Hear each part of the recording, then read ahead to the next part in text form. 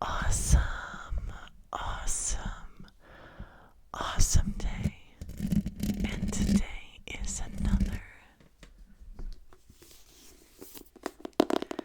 reading video.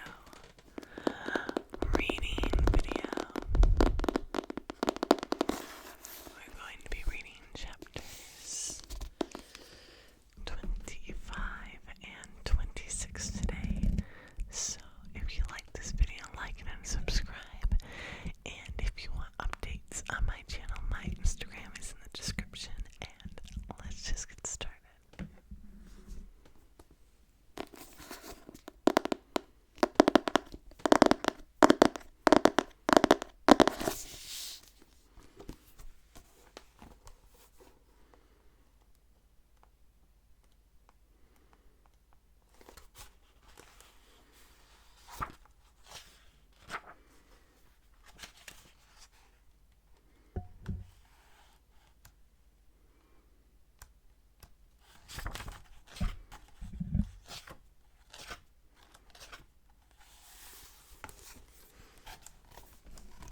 Chapter 25. Like hell, I'm going back in there, the ranger spat, sweating and shaking as he loaded his sub into the moon pool. If that girl is too stupid to stay back, she deserves what she gets. He's going to kill her if you don't open the cage. You tell me what that was, the ranger rounded on me. What? I asked, confused. Grimes grabbed a fistful of my shirt and gave me a shake. Doc was right, wasn't he? Living down here does something to you people. Doc never said that. No, I got a report in my office by Dr. Metzger that says otherwise. That was Doc's name before he changed it to Kunze. I gaped at him. Doc wrote that article. Was that what he meant about trying to tell the truth of what happened in Seablight? Smugness took Grimes' anger down a notch. Didn't know that, did you? Doesn't matter, I said, stealing my expression. Whatever name he goes by now, Metzger was proved a fraud. No, boy, the government called him a fraud so people would keep on immigrating sub-sea. But I know better. Grimes pulled me close. Now you tell me what that outlaw can do. I struggled to free myself from the ranger's grip. He can change color, that's all I know. But it could be more than changing color. I thought about Zoe and her power to stun a shark with electricity or fry a man. I nodded. The ranger released me so fast I stumbled backward. You got one too, don't you? He spat. A dark gift. No, Shut up. His glare was backed with hatred and fear. I'm not going back in there. He yanked a taser from his holster. Hit him with this and he'll let her go real quick. Shade is using her as a shield and the cage is backed into the corner. There's no way to get in without hurting Gemma. You're the freak. You figure it out. Grimes jumped onto the bumper of his sub and threw open the hatch. Furious, I grabbed hold of the sub's hitching line. Give me the key.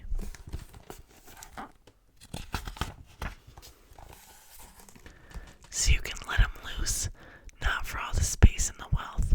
I'll send a ship of rangers back to get him. Think this post is bad? I yanked the hitching line and sent Grimes lurking to keep his balance. If Shane kills a girl while in your custody, imagine where they'll send you next. With the key gripped in my fist, I raced through the storage bay. When I rounded the corner at the end of the aisle, I saw Shade had moved Gemma next to the door of the cage. The outlaw smiled at me while she kept her eyes down. Where's the ranger? He asked, as I neared the cage. Grimes wants nothing to do with you. I held up the key. He smirked as if I were a small child elaborating on a big lie. He's outside, waiting for me to step through the door, gun in hand. Shade guessed. Question is, did he have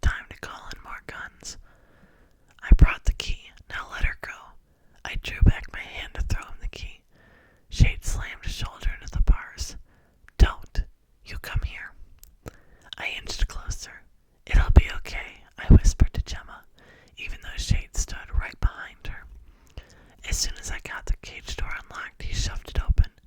Before I could jump back, he grabbed my arm and threw me to the far side of the cage, all the while keeping a grip on Gemma. Stepping out, he took hold of her with his other hand and kicked the door shut. The heavy lock snapped into place. "Don't leave him in there," Gemma cried. Ignoring her plea, the outlaw led her around the corner and out of sight. I heard him say, "Call to the ranger and tell him you're coming out alone, then push open the door." He said more, but his words were too muffled to make out. The storage bay door creaked open. I pressed against the bars. "Grimes, he's out there. You just can't see him." But the only response I got was the swoosh of the storage bay door swinging shut in the distance. I kicked at the lock on the cage. The scene played in my mind. Shade, camouflaged against the metal foam walls, slipping down the corridor to steal a sub and escape. The silence stretched out forever. Would he take Gemma as a hostage? I shuddered at the thought. Suddenly, the storage room door banged open and running feet slapped the hard floor. "Die!" Gemma sprinted around the corner with the key in her hand. "I'm coming."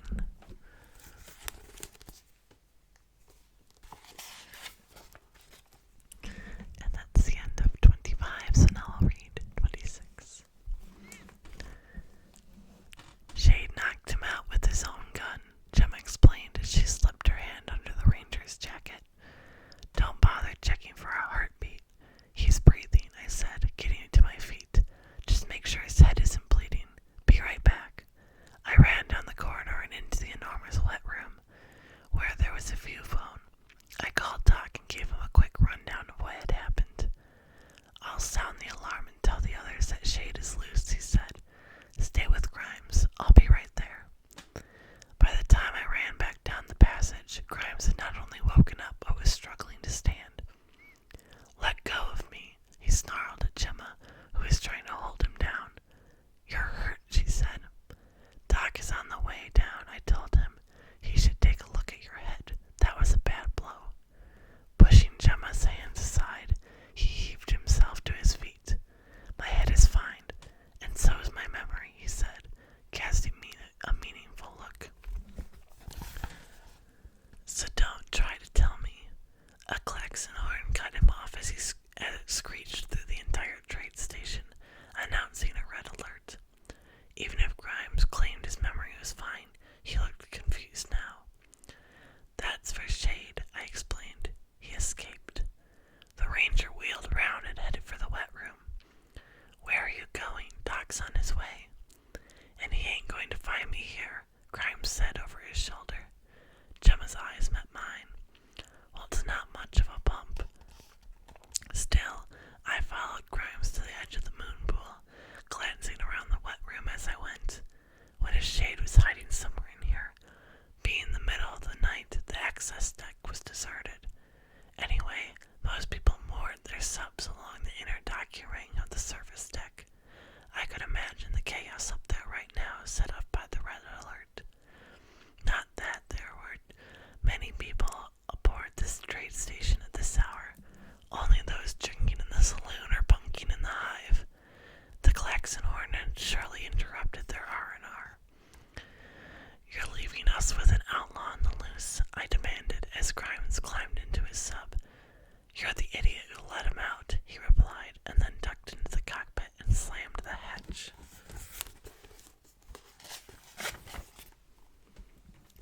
"That doesn't excuse you running away," I shouted, though I knew he probably couldn't hear me. As his sub sank under the water, I looked around the empty wet room and didn't see Gemma. The image of the blood-soaked wet room in her brother's rig floated up in my mind, and a chill settled over me. I hoped Gemma had returned to the service deck and joined my parents. When I finally made it to the dining hall, I found Hewitt and our families there. Ma rushed over to me.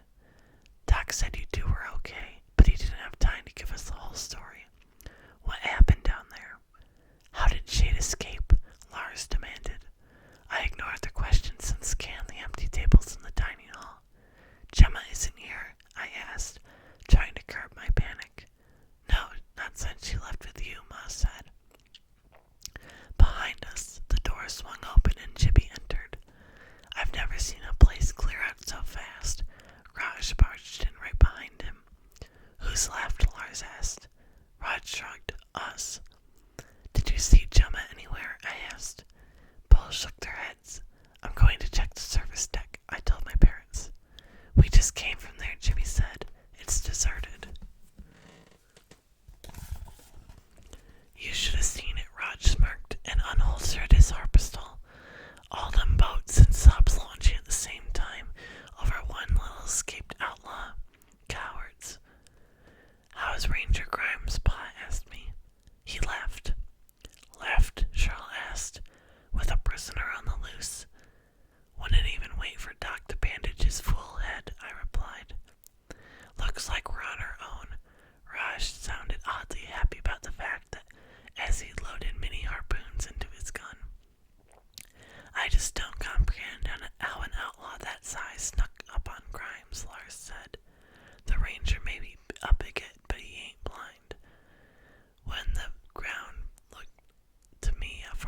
When the group looked to me for an answer, my stomach twisted.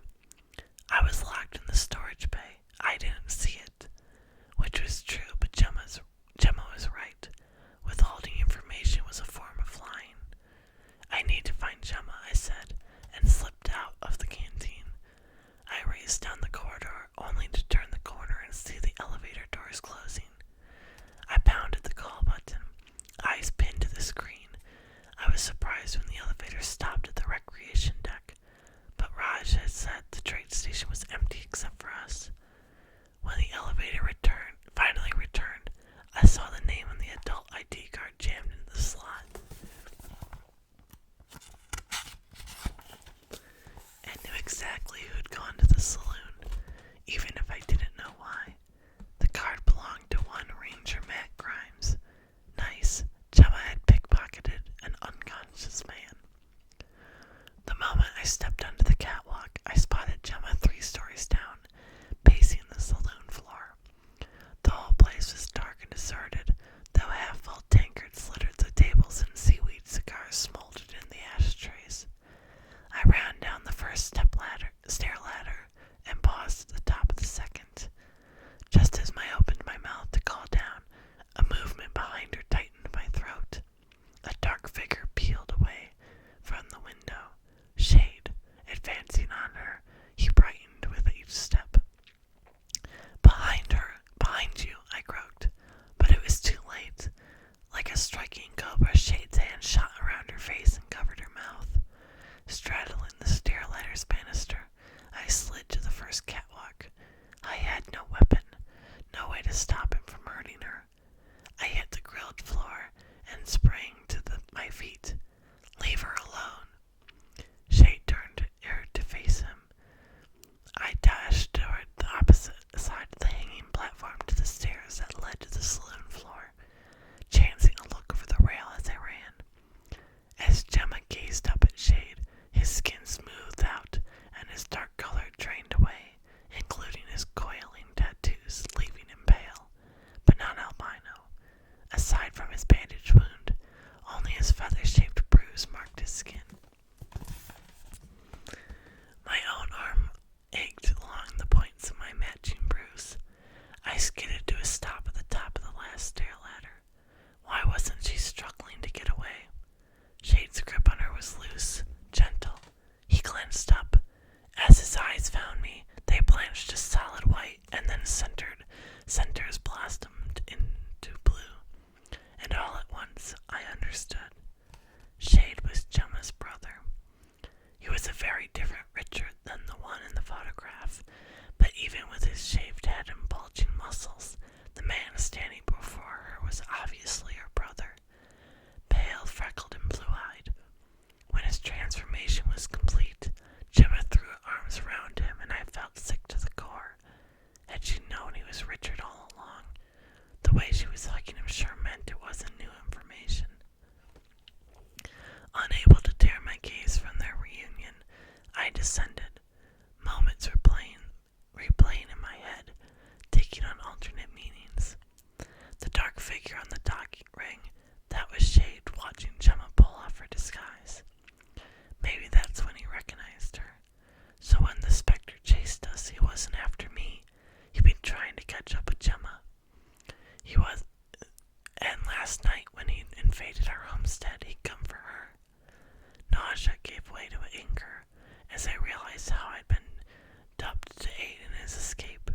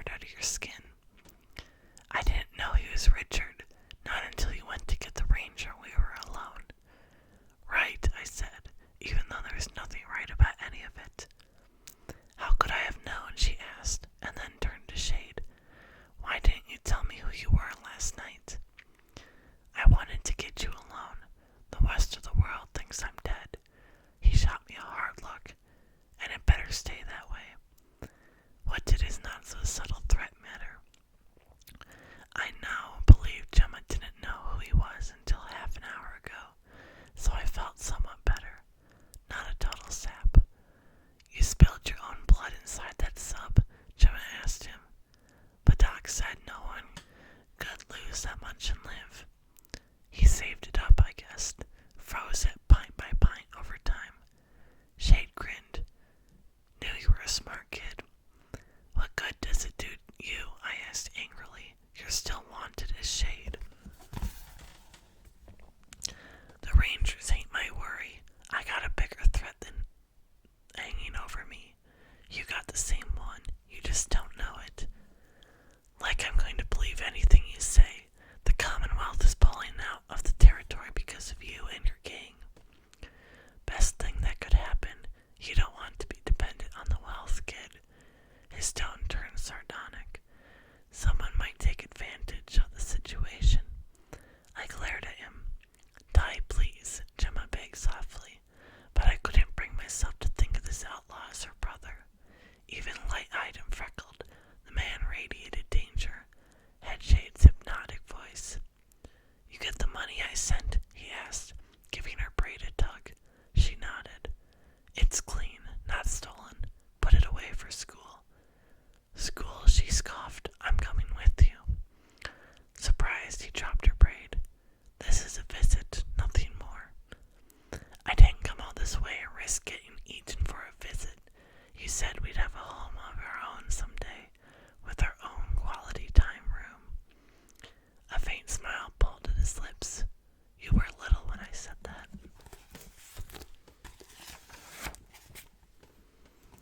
So, remembering it got me through the weekends when all the families were together, she said, and the holidays. I didn't mind being alone because you said that when you were grown we'd do all the things that real families do together. She crossed her arms as if to shore up her composure. On your 21st birthday, I waited for you. I had your present and a cake and my bags packed. I glanced at Shade, but reading his face was like trying to gauge how the stone deities in my room were feeling. And when Doc said you were dead she paused. Anyway, I was alone again, only this time I didn't have the hope of being with you to make it okay. She met his gaze head on. Were you even going to tell me you were still alive? You know I would have, he said, and even sounded like he meant it. But that changes nothing. You're going back to the topside tonight. Why can't I live with you on the Spectre? Shade threw back his head and laughed. It was a deep rumbling sound like an underwater earthquake. Live with outlaws, he snorted. That's why I couldn't fish for 3 years. Gemma stiffened, but before she could argue further, a crack echoed through the saloon and a blinding spotlight caught us in its beam. Freeze, commanded a voice from above as boots clanged on the ladder. Whirling, Shade raced for the window while another spotlight snapped on and followed him. Positioned on the first catwalk, the beam was so bright it was impossible to tell who held it. Look at him, someone shouted as Shade's skin turned translucent green. Though he blended with the window behind him,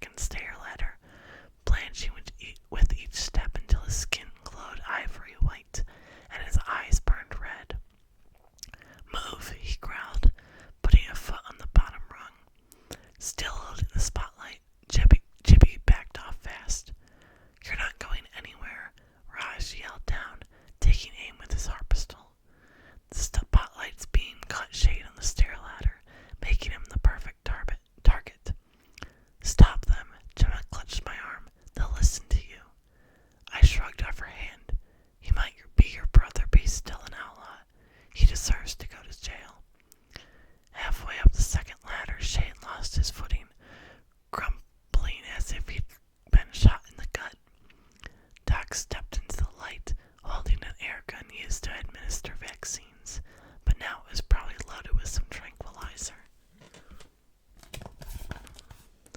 Feet scrabbling for the rungs, Shade clung to the ladder with one hand and reached for the pistol in his waistband with the other, only to twist as if he'd been punched in the shoulder by an invisible fist.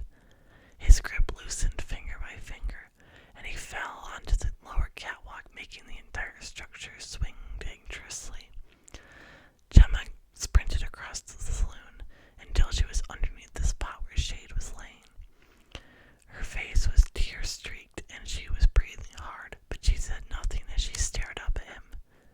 "Geez, you are right, Doc," Lars said, amazed. He got to his feet near Gemma. "How did you know she would lead us to Shade?" Disgust rose like bile in my throat. Doc had known all along that Shade was Richard Strayed, and he'd let Gemma think her brother was dead, even though he knew we'd seen Shade alive in the saloon hours earlier. As Shade rolled to his side, his skin danced with light, as if his nervous system had gone haywire. "He's doing it again," Raj said, banging down the stairs. Doc closed in on Shade, who struggled to get to his knees. "How can he do that?" Chippy's voice jumped up an octave. "I told you," Doc said, aiming the air gun at Shade's chest. "He's not normal." I cringed. Sitting back, Shade pulled a thick needle out of his shoulder. "Surprised you're back in the ocean, Doc. Seeing as last time didn't go so well," he said. "Destroyed your reputation, right?" Doc shot another needle into him. Like a silver shard, it glinted between Shade's ribs, but he only smirked. "Still sore about your hands. At least I didn't cut him off." I felt sick knowing that Shade was the one who'd slashed Doc's palms open. Raj